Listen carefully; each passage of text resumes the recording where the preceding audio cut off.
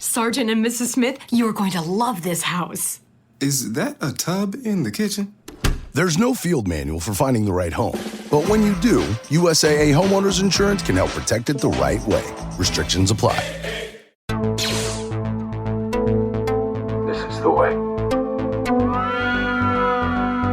We wanted men.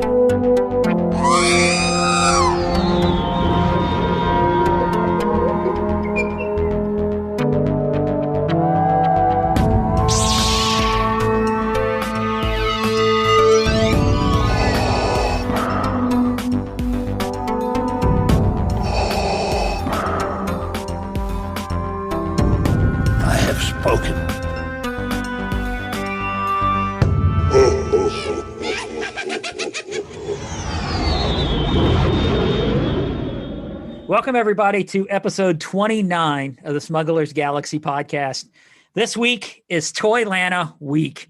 This is one of my favorite weeks in the year in the toy collecting industry, because our toy collecting world, hobby, whatever you want to call it, because it's Toylanta. I love Toylanta. I've been going for the last 10 years. My wife comes with me to Toylanta. She has friends that she's made from Toylanta. I have friends that I've made from Toylanta. The club has grown from Toylanta. We've made awesome connections at Toylanta. It's just 3 days of wall to wall to wall toys and collectibles. It's an amazing time of year. I guess I need to introduce myself because I'm just so freaking excited about Toylanta. I'm Glenn, and with me, waiting patiently in the wings for me to shut up about Toylanta, is Jason. Jason, how are you? I'm doing great. I mean, you get a quarter every time you say Toylanta, so no, it's fine. I mean, you're raking in the money there, earning some funds for Toylanta. Yes, I need it too, because you spend a lot of money at Toylanta. Yeah. Cha-ching! Another quarter. I'm doing good this week. Yeah. Let's just bring down the veil, because I can't pretend. We're recording this after episode 27, so this was a couple weeks ago. So we're not covering the news this week. We're just talking about our plans for conventions coming up, and then we're going to talk into Displink. So let's just be real. Yeah. So yeah, after we got recording episode 27, we took a quick break and the mail passed. So I actually have a pickup, but it's cool. Not a Star Wars pickup. I was hoping for my piece from China to show up, but I had bought I will wear it proudly at Toylanta. I got a Bill and Ted Hawaiian shirt that just came in. So something in the mailbox. So it'll be there. You'll be able to see it this weekend. No, I got something. Sorry. Yeah. No. Okay. Go. Sorry. Do you got something in the mailbox too? Yeah, it's up there. I don't know if it's for me or for what, but you hadn't looked yet. No, I just checked the delivery and it's delivered. So sorry. No, go ahead. I interrupted. Finish. Oh no, it's fine, man. The only reason I knew that the mail had passed is he had slid a box in under our gate, and I was like, I went, hold on, I got more crap coming. So I ran out to the mailbox real quick. But my wife has discovered Macari, which is scary. Yeah. But you know that you've got a piece of art that's in your bathroom that's an Ewok on, I think it's a Tauntaun with something a bunch like of Ewoks Yeah. stacked on top of it. Yeah. She found that piece on Macari and had to buy it. Oh, awesome. Good for her. Yeah. I found that at the Cobb Antique Mall Nice. for like $25 or something like that. I think it was 3 pieces for that or something like that. But Wow. yeah, I just grabbed it because it was so cute. Yeah, she loves Ewoks. So she's Ewoks, I'm Boba Fett. And that's our weak spots. Yeah. And now it's becoming Rebels because Hero Field, I should have said this earlier, but Hero Field released a Ghost print. He does a lot of Star Wars inspired art, and he did one for the Ghost that released, it would be 2 weeks ago. But I bought it because I love when I buy art, I try to buy artist prints. I try to buy limited edition stuff just because it makes it a little bit more special. And whenever he releases something, I try to buy his artist proofs just because it's an artist proof. Mhm. And there's only 40 of them made. Awesome. But that'll be here. Score. 2 weeks ago. 2 weeks ago. It's so weird recording. It should arrive in the past. It'll arrive. Yeah. When will then be now? But we don't want to lose our momentum because we're doing so awesome, and it builds every week. And I think if we didn't release a show, we'd lose a bunch of momentum. So we got to, we're suffering for everybody. Yes. And it's not really suffering because we love doing this. Yeah, absolutely. So yeah, I'm looking forward to Toylanta. It'll be my first.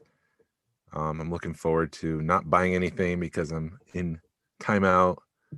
I'm looking forward to sitting at the Georgia table, representing. Yeah, it'll be fun, man. Like I said, I love Toylanta just because it was my first big like toy show 10 or so years ago. And you learn so much, and it just is an eye-opening experience. And it basically, I'll give a little bit of a history of Toylanta. It started off as Joe Lana. This is the 21st year. Last year would have been 20, but it got canceled. So this is the 21st year. I guess you could call it 20, but they're calling it 21st annual.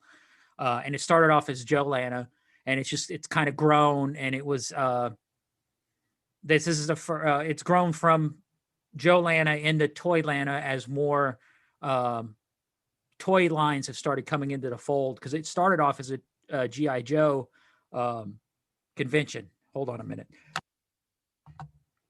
Had that Coke kick in, but it started off as a G.I. Joe convention, and it still is primarily G.I. Joe, but G.I. Joe has started to take more of a back seat to everything else that's coming in.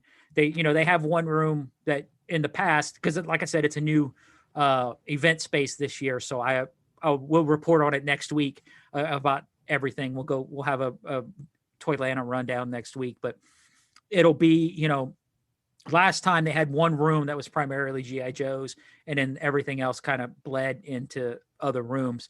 And you have a good mix now of toys, and it's just kind of blossomed from there. And it outgrew the old location, and it moved to a location in Marietta, which for us is great because it's 30 minutes from our houses. But yeah, and it's the guys there are awesome. Everybody that runs it's, they're good people. And like I said, it's just, if you're in Atlanta and you're not at Toylanta, you're missing out. You plan on wearing double masks? No. Are you? Yes. So I plan on going because it's only $10.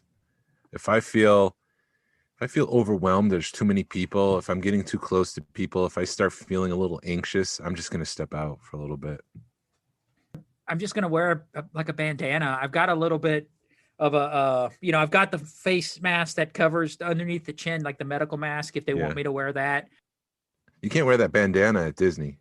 Right. I know I can't get away with it at Disney. I can wear because I do have a cloth Star Wars mask that if I do make it to Disney, if the reservation system lets up, because apparently my son has got a buddy that, we're going to get some CM tickets. So fingers crossed that the reservation opens back up again while I'm down there in April. And I can get in to, cry like a little girl again at Galaxy's Edge. But yeah, I do plan on wearing a, full mask at Disney. Sorry, you got me talking Disney, man. Sorry. No, I plan on wearing a surgical mask and then one of the cloth masks on top of that, because we're so close to the end here. Well, in theory, with vaccines, my wife's getting the vaccine soon because she's a teacher. And so I'm just excited to be close to the end, but I don't want to get one of the variants or something like that. So I'll be double masking and keeping my 6 feet from people and doing what I can to be smart. Yeah, it'll be interesting to see how they handle it, because this will be like the most people I've been around since everything started. And I've been around people with my job. I'm in and out of offices, so I've been careful, but I'm also jaded at the same time, I guess. Mm-hmm. And I kind of go with the flow of what everybody else is doing. I know that's not the right answer. I don't know what the right answer is for this time, where we're at. But yeah, if I'm in a crowd of people, or, I try to wear a mask, and, I'll go to Walmart, and if I'm in an aisle by myself, I'll take a breather. But then the minute somebody shows up, I put my mask back on, that's sort of how I've been doing it. Like I said, I may be freaking you out, Jason, but that's the way I've lived my life the last year. And I've been pretty successful, knock on wood, living it that way. But yeah, I'm looking forward to it. And then they don't call you Glenn Danger Williams for nothing. Exactly. And I like I said, I don't mean to sound jaded, but I've been out in it. You know what I mean? I don't know. I understand. I understand what you're saying. I'm going to be more cautious and double up. And yeah, I definitely plan. I carried Purell with me anyway, but I definitely plan on making that a ritual, getting in the habit of making sure that I've got my hands clean and, and Toylanta, it brings in an older crowd. So I'm going to be interested to see how they handle it. Yeah. Cause the G.I. Joe guys are all older guys. Yeah. It's a different breed. Yeah. It's a different breed of collector. It really is. It's just night and day for Star Wars, where Star Wars, everything is precious and you don't want to mess with it. And, there's a pecking order. Mint on card is great, but some people will be like, no, I just want to open the card to get the weapon it's just so weird how like reproductions are okay in G.I. Joe. Yeah, it really is. And yeah, it's not only okay, but it's acceptable and it's promoted and it's, hey, I can't get that, you can't get this anymore, but here, I'm going to go make one and everybody loves it. So yeah, G.I. Joe is just, I've gotten in a good argument with people, G.I. Joe guys over, men on cards and reproductions and why the, Star Wars guys thinks that, it's not okay, but it's okay with the Joe guys. And yeah, I've actually, somebody actually did a good video about reproduction and stuff in the G.I. Joe world versus Star Wars world. And, it ended up being satire because the circle stands that we use to display our figures are as a reproduction of a action figure stand that was in Europe. That's actually, if you find an original, you could never find an original one of them. So it was just sort of, he's making this point and then he goes, oh yeah, these stands you like are reproductions of stuff that I can't find from Action Man, which is what they called, or Action Force is what they call G.I. Joe in Europe because they can't call him G.I. Joe. Yeah, but there's no vintage action stand in Star Wars. Like no figure came with so it doesn't hold any water, I guess, with the argument. Right. I guess that's the point. But yeah, I don't support repo because it does, somebody will end up getting ripped off down the road. I don't support people opening men on cards because they're not making them anymore. Right. And it's through learning what it does and learning, watching people get ripped off and seeing what, people spend their hard-earned money, lose their hard-earned money from people, from rip-off artists, that it's not fun. So you back off. Yeah. So this is Toylanta week, and then in a couple weeks we have another Retroville comic toy collector. I don't remember the official title, but another Powder Springs Toy Fair. Right, that's April 3rd, right? April 3rd or 5th or something like that. Yeah. Let me look. It's the Saturday before Easter, which is the 3rd. I have a bunch of Black Series items that I think I might try to bring and see if anybody wants to trade for stuff. I have some vintage collection items, but some of that stuff is bent card back, so I don't know if people would want it. You never know, man. People may want it just because, you're going to sell it at a little bit cheaper price because it's got a bent card back and they may not care. So we'll see. At least I'd want to get at cost for it. I spend $12. It still has a bent card back, but I still want the $12. Right. I don't see why you shouldn't at least get cost out of them. So. But unfortunately, I'm supposed to be in Florida that week, so I'm going to miss it. Flow rider. I guess I'll be going alone, flying solo. Yeah. Flying solo and reporting back. Yep. But then we'll have IC the week after that. That's the one that I have the most anxiety about because it's not so easy to back out. I do know that they did release like a statement at IC and the guy, Michael Havens, who's the one that puts it on, he did go down to Disney a few weeks ago to quote unquote research. We all know he wanted to go to Galaxy's Edge. We all know why you really went to any excuse to write it off and go. I do the same damn thing. Of course. I jump on the opportunity. Oh, Excuse I me, can- work. I know it's not part of the normal process, but I need to go to Disney to check something out. I'm going to write this off. But he released a statement, or they released a statement that they are like the bandana thing's not going to work at IC. Good. They want, just like Disney, the nose and the chin, so I'm expecting things to be a little bit more structured at IC versus Toylanta, but you never know. We may get to Toylanta and they're like, all right, we're going to be, strict. I don't know. That may be a difference between Georgia and Tennessee. I don't know. I mean, I don't know. Our laws are a little bit more lax, I know, in Georgia, or they have been. So Yeah. That was weird. I mean, when was it? Last August, when the annual was supposed to happen. It was supposed to happen in Syracuse. And I had plans to go up and visit my mom. So we went up, and the annual obviously didn't happen because of COVID. But when we were coming back, driving through every state, it was like mask, mask, mask. Even in Tennessee, everybody was wearing masks. I stop at Target just to get out of the car. If the kids need water, use the bathroom, and then I get checked for figures. But everybody was wearing masks, and then you hit Georgia, and it's just, it's like, you guys know we're supposed to be wearing masks? yeah. The second you cross the border, nobody was wearing masks at the travel center. So Yeah, I'll be wearing a mask. I'll at least have the bandana on in Toylanta, kind of, or the gator or something. And if they tell me I got to wear a surgical mask or something, a different mask, I'll have it on me. Because thankfully at my job, we have a stack of them, so I'll grab them. Hold on a second. The wife's calling. She's at an antique store. Uh-oh. Hey. Hey, did you get my picture? No, what it is about. Oh, there's a text. It's that cigar. Oh, holder. it's, They're a little narrow, but I think it'll still work. Yeah, that'll work.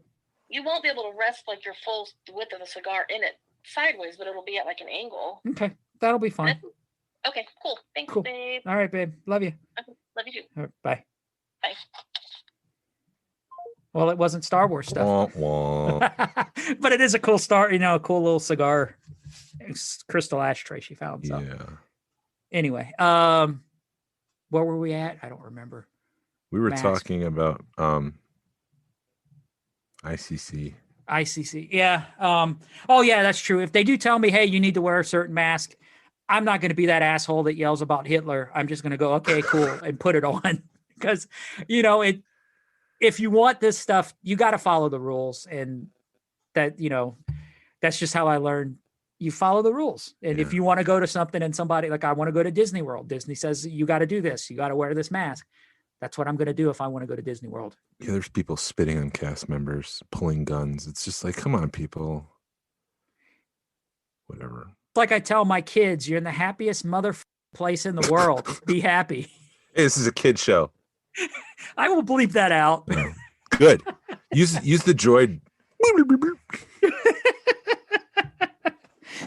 And then I got pissed one time and my son looked at me and went, Dad. He repeated it back to me.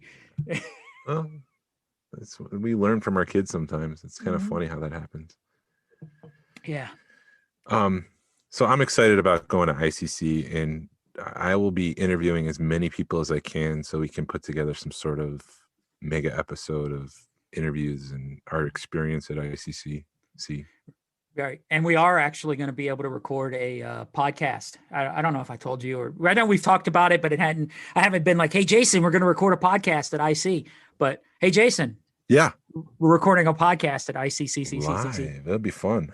Yeah. And we'll be able to upload it onto the network. So as soon as it's done there within a couple of hours, I'll have it up on the network. So we at least have a live report from IC, and then we can do a recap the week after. Yep. I'm gonna have to see if I can get like a hand recorder so I can just interview people if we bump into them. I know there's gonna be artists and actors and toy designers there. So yeah, I know. Jim Swearingen. No, the guy the other guy. Hold on. Jim Schwer, is that the designer? Jim DeJarin? Yes, Jim DeJarin. Yes, Jim Schwerinsen's supposed to be there. There he is. I didn't want to get him mixed up with the Rancho Obi-Wan guy because I thought their names are close, but Steven Sansweet. Sansweet. Never mind. You see that S was there. Oh. I suck at names. I do too, especially with this big fat tongue in my mouth. There's something I've been meaning to bring up. Yes. Hold on a second. She left it at the coffee table. I'll be right back. Okay. I'm going to do a live unboxing. Hold on. All right. I'm back. Awesome. Yeah, I mentioned this. I guess it's a couple weeks ago for to listeners, dear listeners. We mentioned this, but I just got it. It's my Big Bad Toy Store box that I ordered this week. So I'm going to open it. Awesome. Did you see in the stores? I don't know if you've been to the stores lately and checked out the Star Wars aisle. The latest version of lightsabers that Hasbro's making. The one that's a Luke Skywalker and a R2D2. Yeah, on the hilt. It looks like somebody condensed their faces on the hilt of the lightsaber. Right. What are your thoughts on that? For a 5 or 6 year old, it'd be perfect. But my grandkids play with real lightsabers. Yeah, there's no role playing. Right. I think if you're looking for a cheap lightsaber to give to a kid, it's perfect. But they're still like $10, aren't they? Yeah. Yeah, it's not. They look silly. They look cartoony. I would expect like Bugs Bunny to pick one up and start playing with it. They could have done a better job, but maybe Comical. it's just, hey, let's try it and maybe make some more money. So I just got my VC 134 Leia Bausch, like Bausch, because that's what it's supposed to be. Bounty Hunter. It's a secret. Mark Rusciano likes to tell us that. And it's a pretty good likeness of Carrie Fisher, except she looks like she's half asleep. Oh. But I like how they carded it so that the mask that she wears is kind of in a bubble separate on top of it, kind of like they did with the vintage version. But for whatever reason, I couldn't find it in store, and so now I have it. And so I'm just missing one of the Imperial tanker, which was only available. It never hit store shelves. It was only available on Hasbro Pulse. It sold out like within a couple months. And if you didn't get it and pre-order it, you're not going to get it. I don't know if it was a couple months. I think it was shorter than that, but that's the only one I'm missing right now. So now, is that the one from Rogue One? Yes. Yeah. There's two versions. There's like a commander and then just like a tank driver, I think. I'm not getting that right. Someone in their car's yelling at me, and that's fine. I can accept that, but we don't prove. We just know about 90% of, or how we may make up half of what we talk about. But yeah, we're not a news podcast, and we're gonna mess up. On the top of my head, I just can't remember what it is. But there's two different versions of that, so that's the only one I'm missing, and that one's expensive. It's like $90 to get that guy. Jesus. I keep hitting Ollie's because they usually have some vintage collection figures, and they had Leia at one point, but I think she was like one to a case, so I never picked that one up. So Big Bad Toy Store had some, and I ordered one, and it came, and it looks pretty good. They have a good shipping. It's a nice bubble and everything, and it's a nice firm bubble pack. Awesome. So yeah, that piece of art that my wife got, the guy, she was amazed because the guy had like a 1/4-inch piece of foam that he put another piece of cardboard, married them together and then slid the art in between it. So for like a $15 art, he bagged it like it was a $50 piece of art. So that was nice. But it's always nice when you get stuff that's packaged correctly. Yeah, it's great. So I'm glad that I'm only down to one last figure that I need for the vintage collection, the new version. All the old stuff that I don't have are the ones that are hundreds of dollars from the original run of the vintage collection. Yeah. Speaking of Ollie's, have you had any? It seems that it's been sort of dry the past few months. There's not getting stuff like they were. Yep. It seems like after Christmas, everything just died off, and they don't have anything. I'll go in there from time to time, but they don't have much. Right. Well, I think what sucks is you get the people that know the stuff's worth money, and they'll go buy them all. I mean, you got to give them props for being there when it first opens, but it sucks for everybody else. Yep. It's so frustrating sometimes to be a modern collector. Yeah. What else? Is there anything else we wanted to cover before we jump into displaying? No, I think we got it all. Yeah, because we're not going to talk about news because we're 2 weeks early, and if we talked about news, it'd be late. Right. Late breaking. I never got that term, late breaking, which means it's like cutting information, cutting edge information. Mhm. But it sounds like it's like, oh, sorry, we're late breaking this. 12 hours ago, this happened. Just counterintuitive, I guess. Right. Yeah, I turned my page and it's blank, so I have nothing else. Yeah, we're just winging it. We're rigging it, dude. But yeah, we want to kind of carry over the conversation because we were recording the last 2 weeks podcast from 2 weeks ago just now, and we started to talk about how we displayed our collection. So I was like, hold on, let's stop here in this episode, and we want to start this new episode because it was naturally developing, and I don't want to lose that. As far as collecting and see how our collection started and how it is now as far as displaying things and just the evolution of displaying collections and tips and comments and all that stuff. I'm so excited to talk about this. For the longest time, for nearly a decade, I was in a house. It was a Cape Cod, so it's a small house. There was 5 of us. We had 1 bathroom. We had a leaky basement.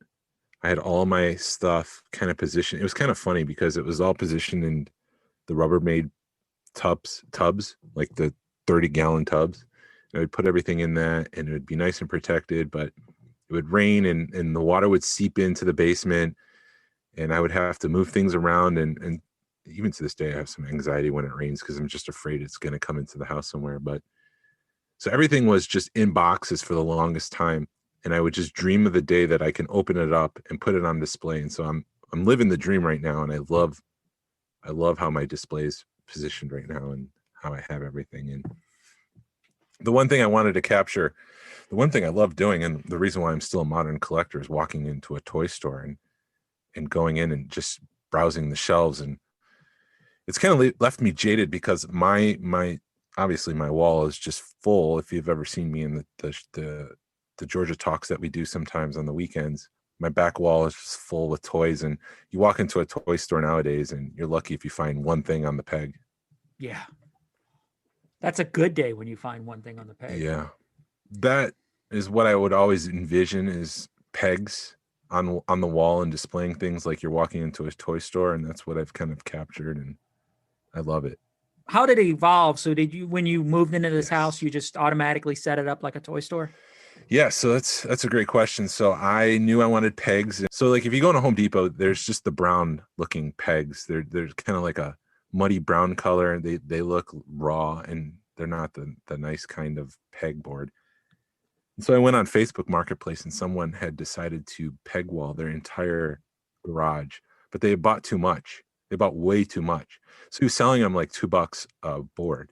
And I'm like, I'll buy as much as I can fit in my car right now. So I bought a bunch of that, and I still have some leftover pegboard that I'm just holding on because I know at some point I'm going to have to expand. I'm running out of space with the vintage collection figures. So I put those up on the back wall, and I got some, I don't know, 1 by half an inch. They're just small pieces of wood to kind of spacer between the wall, because when you buy all the pegs themselves from like Amazon.com, I bought them in like packs of 50 for like $25 or something like that. They're about 10 inches long, and I can fit about 6 figures per peg. You still need some space because the way the pegs kind of go into the board and move up, you need some space behind the pegboard to make sure that they have clearance in the back behind the board itself. So I would make a frame around the wall. I would first try to find where the studs were in the wall, so that way I was supporting the pegboard through the studs and not just the wall, the drywall itself, obviously, because there's too much weight and I'll pull it down. And so once I had everything in place, I was able to start, going through and adding the pegboard. And so it's like a half wall. So the top half is all of the vintage, not the vintage, neo vintage, I would say, from Power of the Force 2 all the way up to The Force Awakens. Uh-huh. There's no room for expansion, unfortunately, which is part of the drawback. And then the bottom half is shelves, half shelves that I got from IKEA for the Black Series figures. And so it's worked out pretty well. I'm pretty happy with the display there. Very cool. And I know earlier you were talking about how you had the Dolofs by the TV. Yes. Was that just an afterthought, or was it thought out? No, I have a problem with clutter. And so that's part of the problem is I have a problem with clutter. And so I need it to be organized chaos. So if everything looks, in my mind, if everything looks like they're balanced, I guess, then I'm happy with it. And so I tried to get the two Detolfs. What are they called? Detolfs? I don't know. It's IKEA. The two glass IKEA, the normal collector cases from IKEA. I put those to flank my TV, and I tried to organize everything in those. But those are the sort of the quote higher end stuff. Like I had visions that they would be all vintage stuff, and I haven't got there yet. But after our last conversation 2 weeks ago, or for us an hour ago, I'm going to put all my pre-production micro machines in one of them. So I'm going to have to do some organization there and make some space for that, because all of my micro machines are in the hallway. So there's a hallway outside of my collection room, and I've put all my micro machines out there. And so I can't see them other than going out there and just looking at them, which I do from time to time, or walking past them to come into the room. And so, but I want to enjoy the pre-production items. So I'm going to make some room and put those in there. Awesome. And what did was your wife understanding when you took that bottom room over? Yeah, that was the understanding when we bought the house, but this would be the Star Wars room. And I'm lucky that I was able to go out into the hallway. But beyond that, that's the point of no return. That's when all this stuff starts to turn to sand. There's a magical barrier that if it crosses that path, it just turns into sand in my hands. So I got to make sure that nothing crosses that door frame to go out into the quote unquote Disney room, which is the main living room. Right. But you do have the bathroom. I do have the bathroom, and there's the barrier just kind of stops right at the bathroom. And so I can't go any further. And that's what the one thing I love, because you're at your house and you're looking and you're taking it all in. And then right when you think you take it all in, it's like, I got to go use your bathroom. And you go to the bathroom and it's full of art. It's like, yeah, it's on my bucket list, not my bucket list, my honey-do list or whatever you want to call it, to make a sign that says use the force with Darth Vader sitting on this throne. Yeah, I love that. So I want to make that myself, but I don't have time for that. That, and I've also seen somebody do a Sarlacc pit in their toilet, which that's just that weird. To me, yeah, that doesn't make sense. And how the hell does the sticker stick on when it's always getting wet? Yeah, I'm not doing that. That's weird. It's just weird. Mine started off when we were in another house, and it was like it was all an open floor plan. And my dad, my dad and my stepmom, they moved to Arizona from Georgia, and they had given me a couple of, pieces of furniture and a couple of, I've got a really nice curio cabinet, and I've got a really nice old school bookshelf. And that was the only thing that really in that house held my collection. So it was to two cases. And when we were in that house, I kept it to those two cases, and it evolved, and, you keep adding stuff. And I look back, it's funny. I'll look back at like Facebook memories of like about 6 or 7 years ago. Mm-hmm. And it's like 20 pieces, 10 figures or whatever. And I'm like, oh, it was so cute. Simple times. We moved here, and I had art on the wall, and my wife understood, when we got together, I'm like, I'm a Star Wars guy, and she has encouraged me, and to encourage the collection. And then because she's a collector, she started collecting stuff. And then we moved into this house. I tried keeping it sort of the same setup, but I had it in the dining room. And I had the same two cases in the dining room, and they were the bookcase was kind of full of ships. And then the other case, the display case, was full of the figures. Mm-hmm. And they used to be just kind of all sitting on one shelf.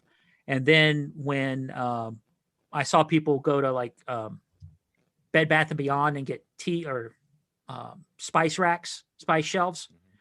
So they tiered, and those worked out pretty good. And then when I saw Ian Sanderson's stuff, I was like, I saw that in the Ryan's collection where he had the Ian Sanderson, the acrylic spacers, steppers on there. And I was able to take my collection from like an 8 to a 10 just by taking those spice racks out and putting the spacers in there, the steppers. Yeah. And do yourself a favor and spend the money, because they can get expensive, but the visual of those steppers is incredible because they're acrylic and you can see everything, and the light doesn't get trapped. It lets the light shine through on them, and there's nothing like a good piece of acrylic in your collection.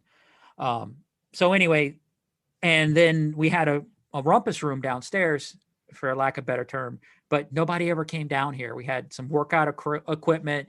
We had a TV. We had a little art table set up, and the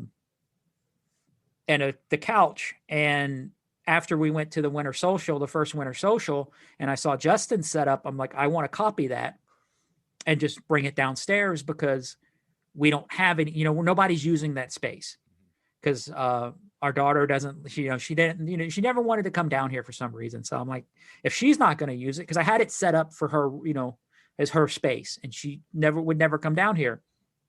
And my attitude is, if you're not going to use it, I'm going to use it. So it started off with 4 bookcases. I had 2 tall ones and 2 short ones, and then those got filled. And then I said, well, I've got another. Well, first of all, we had a band. I had my band practice here, and we had a band room, and that was full of band equipment.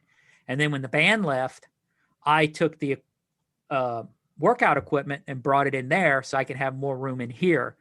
And at that point, whole side with shelves, and then then another side went with shelves, and then my wife's collection exploded.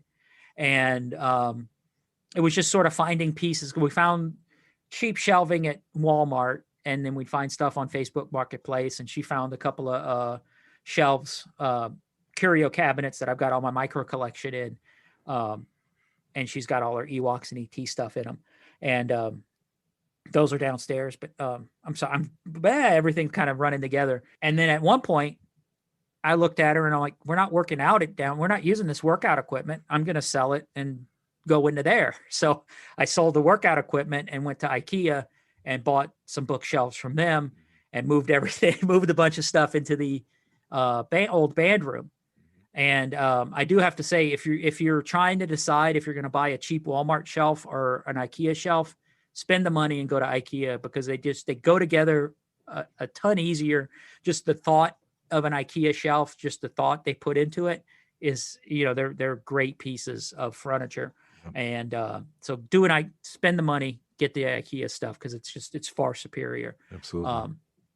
And I kind of kept the wall space above all my shelves because we're into art.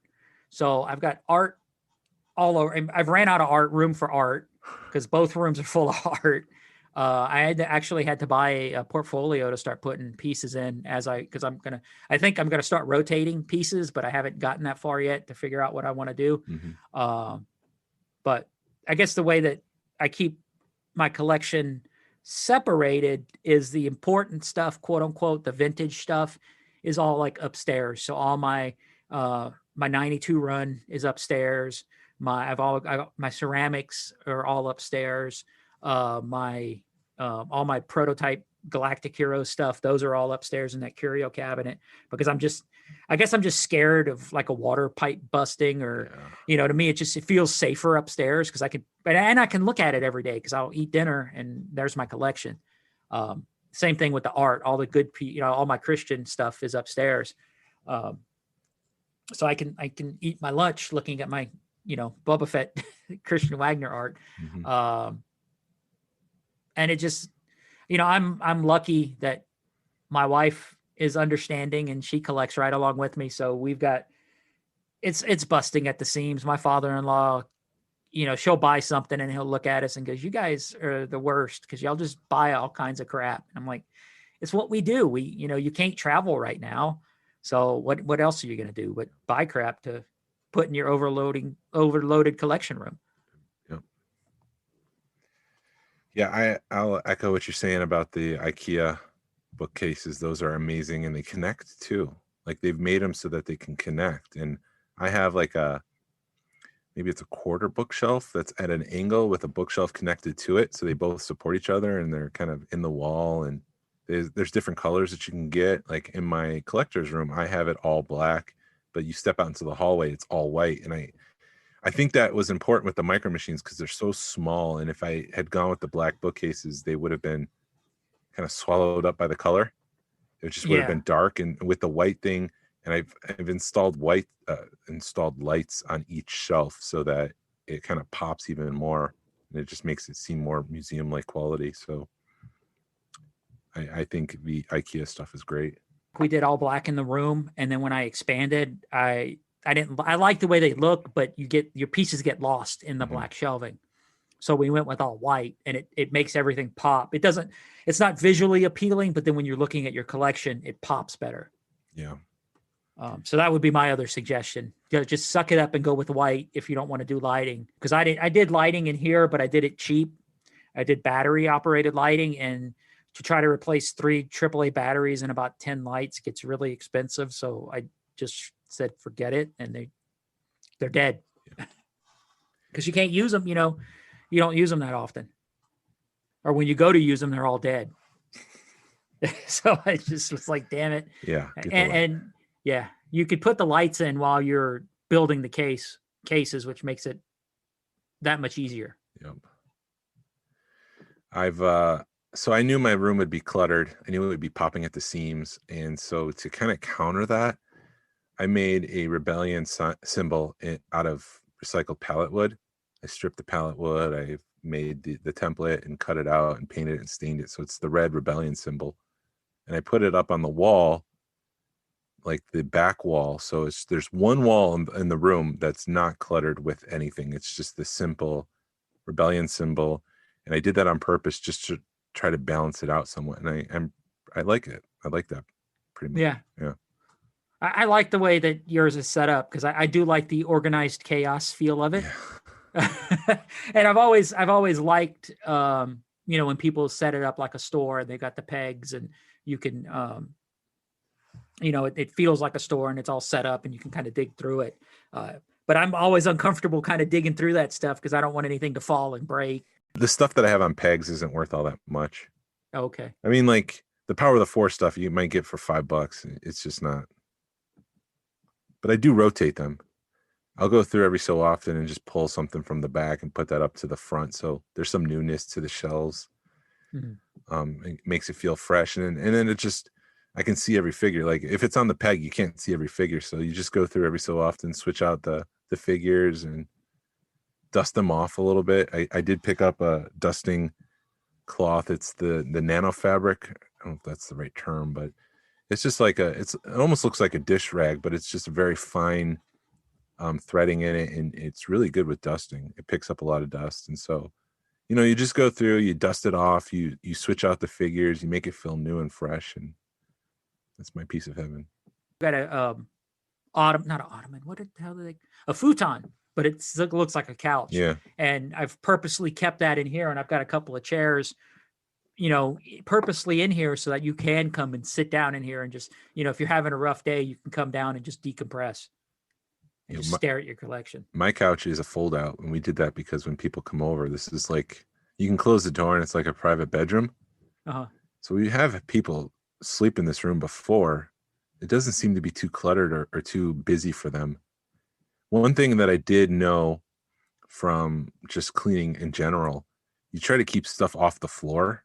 And when things are off the floor, people will feel like it's a cleaner room. Unfortunately, I do have things on the floor, but I tried to make it, again, organized chaos, make it like everything has its place on the floor and set in a way that it looks intentional and not sloppy. Right. And I kind of did that the exact opposite because I purposely have stuff down here like that. If the grandkids come down here, they know, okay, I can play with this. I can't play with, Yeah. And I got a Galactic Heroes, Mos Eisley diorama that I purposely set low on a table, on an IKEA table that the kids can get to. So they know, okay, I can play with this. I don't like them playing with it, but I know they're not going to break it just because I don't want my stuff breaking, but you know, if it does break, if they break a figure, I know I can replace it fairly easy.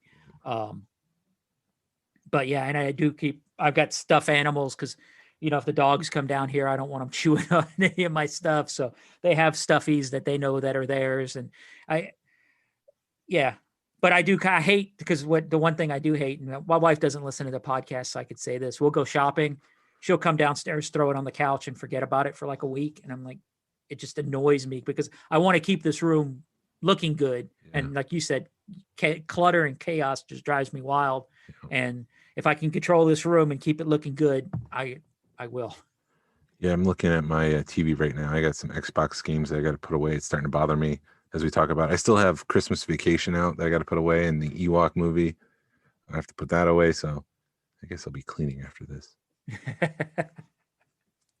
And I try to get creative with my display. So there's on one of the sides of my bookcases, there was just this big black space because it's the side of the bookcase, the exterior side. And so I'm like, what can I do with that space? And I went to Joann's and I got a sheet of felt fabric. It's black, so it matches the color of the bookcase. And I kind of just draped it over the side, and that's where I put a lot of my swag that I've gotten from Celebration and other things. So it's got a lot of Disney pins on it. It's got patches. It's got what else?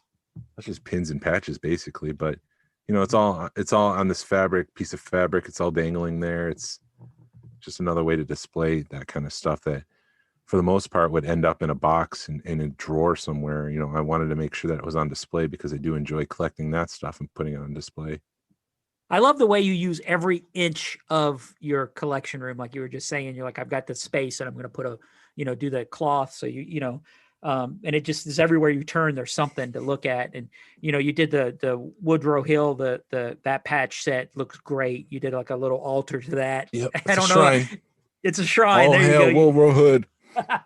It's done so well. And mine's just sitting in the cup. I've got the cup sitting there and it's all, you know, you could see the cup and it's sitting there and you know, if you want to go look at it, you can open it up, but I don't have the space I guess I don't have the space or the desire to display patches. I do have a caulk board that I have all my pins in, you know, from Disney and, you know, just random pins we collect, but yeah, patches are that's another totally different game. Yeah. Patches and swag is trying to display that stuff's insane. Yeah, you might want to get a booklet, like you were just saying, a portfolio for your posters. Get like some sort of scrapbook and put some of that stuff in there so you have it and you can flip through it and enjoy it. Yeah, that I was thinking the same thing just now. I was like, maybe I should do that. I even got J hooks because I have drop ceiling in my room. For whatever reason, they decided not to finish it, so it's got a drop ceiling, and I got J hooks, and those kind of stick and clip onto the drop ceiling, and I've hung the Slave one in one corner. And then Target had was it like hero size X-Wing at one point? And it was just, and I think it's like Black Series scale for the X-Wing. And I put that up there, but I also stripped off all the stickers and sanded it down and repainted it myself. And I tried to give it a weathered look. I think it's good from far, but far from good when you get close to it. It kind of just looks like I dumped a bunch of colors on it, but you got one of those 10 feet X-Wings. No, not one of those. Where it looks good from 10 feet. Yeah, it's one of those. Yeah. Oh, that was so fun because I there's a technique where you put mustard on the piece and then you paint over the mustard, and then once everything's dry, you wipe off the mustard, and it looks like it's battle damaged. Oh wow. So you just put little blobs. You'll put mustard on a toothpick, and then you just kind of trace the area that you want to paint, whether that's, you know, scratch marks. If it's a scratch mark, you just drag the mustard along the side. If it's like in the corner and you just want to make it look like it banged, you got the, what am I trying to say? Like you scuffed it, like in the corner. Most of the time when you hit something, it's up front. So, you know, I'll start in the front corner where I want to paint a square, and I'll dab the corner with the mustard, a lot of mustard. And then once the paint dries, you just wipe it away and it looks like, you know, like it just got hit by something, like whether it's a meteor or an asteroid or whatever. It looks pretty good. Awesome. I've heard the same thing with like salt water. You can do something with salt or salt water that you paint it and then you wipe it off and you've got all the, burn marks and stuff. Oh, I don't know about that technique. You can do the same thing with mustard or toothpaste, I think. Okay. But I don't know about the salt water. I know you can buy fine powder and you just like sprinkle it onto it and it looks like it's scorch marks. And then you have to seal that up with like a clear coat. But I try to do that with black paint to some effect. You dip the black paint into water and kind of loosen it up so it doesn't have the contrast. It's not as dark and it's just more light and it seems like it's dirtier. So that's hanging up above me as we talk. And I have to be careful sometimes when I stand straight up because I'll hit my head on it and I start to shake. Yeah, the only thing I've got hanging from my ceiling is I've got a TIE Fighter popcorn bucket. I think it's from Last Jedi or something. I can't tell what it says on the. It's not from Disney, but I got one of those that I put up in the drop ceiling. Yeah. I got from Brookstone when they were closing. I got a 4-sided display that I put all my like the vintage looking Black Series figures and the vintage collection itself. And I had just bought that X-Wing, the Millennium Falcon. I'm looking at the Millennium Falcon saying X-Wing, but I got that Galaxy's Edge Galaxy's Edge Millennium Falcon from Smuggler's Run. And I needed a place to put it because you're not going to spend a couple $100 on something and not display it. So with that Brookstone display that I got, I just got a sheet of plywood and put that on top, cut it down to size. And it's like, if you're looking from the top down, it's eye-shaped, the Brookstone display. So if you're looking straight down at it, there's 4 sides. It kind of comes in the middle. So that's the eye. And then there's the top part. If that makes any sense, it's like a capital I looking down. And I just was able to put the piece of wood on top of it. And I did my best to try to paint it the same color, which was like a matted steel gray. And then you just put the Falcon on top of it. And that works out pretty well. And that's my eye level. So I'm able to walk by and see it every time that I come to my desk. And I like that a lot. Yeah. There again, every inch, man. I just, yeah. And just how you went to Brookstone, to find, when you see something going out of business, go check out their displays. Cause I picked up a spinny display, like a 4-sided spinny display. That's like a foot in diameter. And that's where I keep all my Hallmark ornaments. And cause it fits right in the corner of a room and I could put them all on there and leave them all out, leave them out for display year round. Yeah. And you could spin it. So you can, somebody can come and look at all of them. And it's a cool idea, cool way to display them. And I paid probably a quarter of what it was worth. Yeah. When I was up in New York. So my family came down to Georgia first, like in the summer. And then I came down in December after we sold the house up there. And so there was 6 months when I didn't have kids. Don't tell my wife this. It was great. I mean, I didn't have to put kids to bed. I was able to stay up past 10. Like some nights I went to bed at 10:30. Oh my God. Yeah. And I was able to like go to the bathroom without anyone knocking on doors. Like if there's heaven, that was it for 6 months. So there was some stuff that I had to do to fill some time. And there was a department store that was closing and they had a table.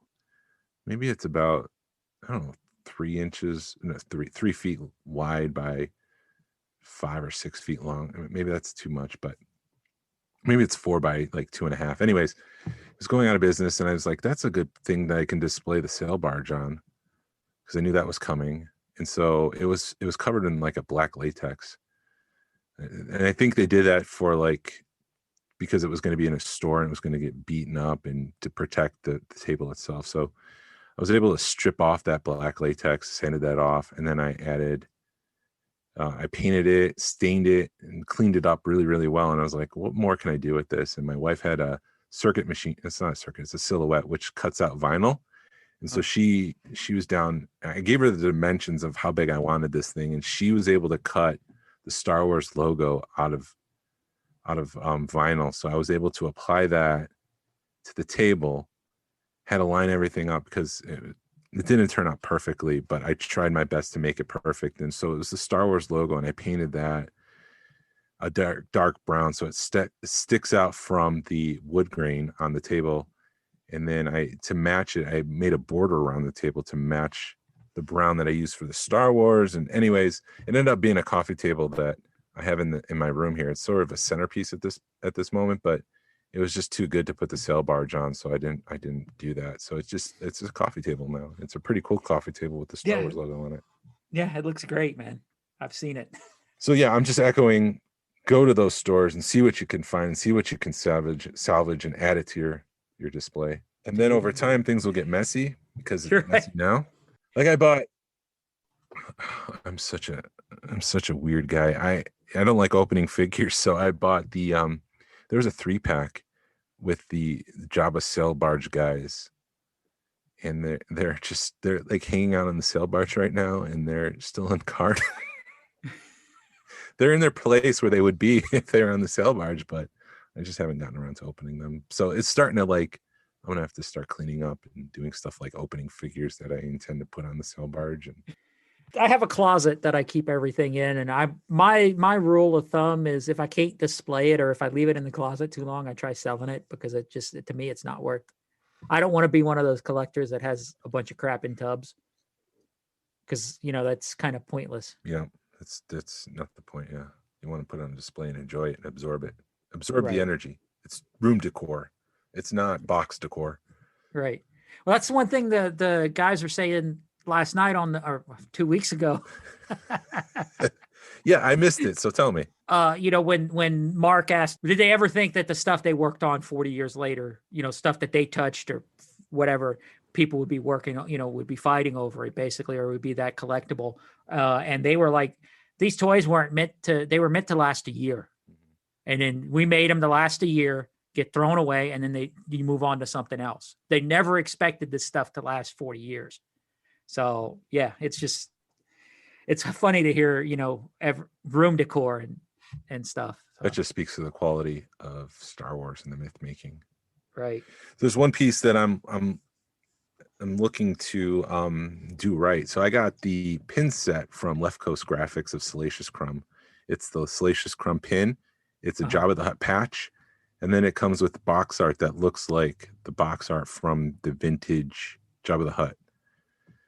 And so I'm looking for a way to display that, but because it's 3 different mediums, I know they make them, and so I'm on the search for it. There's multi-pane shadow boxes, meaning that there's like 3 panes of glass that you can display things in. So I'm looking for that, and I want to put the back to be the box art, the middle frame to be the Jabba patch, and then the outer frame to be the Salacious Crumb pin.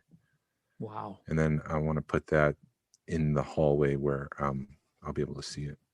Right. Just don't pass that imaginary line. No, because I don't want it to turn to sand. Sand gets everywhere. Yeah. What does Anakin say? I hate sand. Sand. It gets everywhere. It gets up your crevices, and I don't think he goes that far. But he wanted to say it. It was on the tip of his tongue, but he's like, Padme's here. I don't want to say anything like that. I've been fortunate. My wife likes Chewbacca and the Ewok, so I can kind of sneak some of the art throughout the house. And a few years ago, we were kind of looking at things, and the only rooms in my house that doesn't have anything Star Wars related are the bathrooms. And they're getting close to stuff getting in those. So I've been really fortunate. Yeah, I think the Disney room does have some Star Wars stuff in it, which is our living room. It's themed after Disney. We got a bunch of Disney stuff, and we try to keep it organized and clean. And there's like Disney store keys. We have the Star Wars ones, and I did get the cast member preview of Galaxy's Edge map, which is just a map onto itself of just Galaxy's Edge that it would hand you as you walk in. And I got that framed, and it's like on the other side of the bathroom. So it's like close to, you have to go search to find it. It's not out in the middle of the Disney room. I did try to get the pennant that I got from Star Tours in the Disney room, and I'm still working my wife on that one because it is Disney, but I haven't got that far yet. Yeah, she needs to let you do it. Yeah, right. Have you? Speaking of Star Tours, there is a last ride of Star Tours. Something you should. I haven't looked into it, but I've seen it. It's a Kickstarter doc. I should really Yeah, I haven't looked into it, but when is this? Was it Last Tour to Endor? Yeah, or something like that. And I didn't realize it was a short film, which is a good topic because my friend was part of the that Bossk film. And hold on, so Screen Rant went through and ranked the 15 best Star Wars fan films of all time. Uh-huh. And his film was 12. Wow. So there's number 15 was TK 436, a Stormtrooper story from 2016. I don't know if I've ever seen that one, but it looks like it's about a Stormtrooper, obviously. 2007, 14 Dark Resurrection, which looks like it's about it's an Italian-based Star Wars film, and it's some sort of several centuries after Return of the Jedi. So maybe the Sith comes back. 13 is the classic Hardware's War from 1978. It made wow. It made nearly $1 million off of its $8,000 budget. Wow. I remember that. I don't know if I've ever seen it through. I've seen pieces of it, and that's where The Last Jedi, when the iron comes down to steam the suits, that was a takeoff of Hardware Wars, wasn't it? I think so. It had to be. So number 12 is Bossk Scorekeeper, which is a takeoff of The Predator, where all these rebel soldiers go into the forest to try to find an asset, which turns out to be Dr. Aphra. And one by one, Bossk start picking them off, just like the Predator in the movie The Predator. And I sound less excited because I've already tried that once, and I don't know if Glenn's going to cut that out. But number 11 is Rebel Scum. I don't know if I've seen this one, but it looks like it's an Empire Strikes Back take on, like it looks like the Hoth from the Imperial point of view, I should say. Mm-hmm. Number 10, Star Wars Destroyer from 2017. It looks like X-Wings battling Star Destroyer. Number 9, which I think is probably my favorite fan film of all time, so I would put this as number 1, Troops from 1997. Did you ever see Troops? No, the only one I've seen is Scorekeeper at Hardware Wars. Oh, you got to find out Troops, because it's a parody of Cops.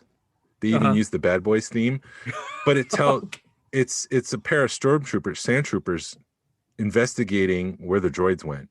Oh my goodness. And so they're they're like giving Jawas a hard time. You see what happens to Uncle Owen and Aunt Beru. But there's times when they kind of like talk to the camera, like Office style, but it's just like, yeah, we're looking for these guys. And, it's classic. It's classic. So I would say if you haven't seen anything, check out Troops on YouTube. Troops. All right. No, I totally spelled it wrong. I can't spell either. So The Dark Redemption, which is number 8 from 1999. I don't know if I ever heard that one. Oh, Star Wars SC-38 Reimagined, Scene 38, which is fairly recent, but it was almost like George Lucas decided to once again redo the scene from Star Wars where Obi-Wan Kenobi and Ben fight each other on the Death Star, but they stretch it out to like 3 or 4 minutes, and it's just this epic battle that rivals the battle at the end of Revenge of the Sith. Have you seen that one? I've seen bits and pieces of it, but I haven't watched it. Yeah, it's pretty good. It's got great choreography. It's pretty exciting, actually. It's something that you would think George Lucas would be like, I don't like that. That's kind of boring. Let's redo it. Mm-hmm. Number 6, Star Wars TIE Fighter from 2015. That's the anime version. Okay, I've seen that one. Number 5, Kenobi from 2019. I don't know if I've seen this one. Oh, it looks like they got James Arnold Taylor to do the voice of Obi-Wan. Huh. That's pretty legit.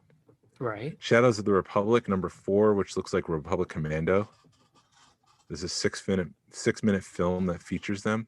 I'll have to check that one out. Number 3, Star Wars Revelations from 2005. I don't know anything about that. Number 2, Darth Maul Apprentice from 2016. I think I've seen this one. It had a $2,500 budget, $25,000 budget, excuse me. Well, that must be good then. And then number 1 is Vader Episode 1, Shards of the Past from 2018. I think that's the guy that did,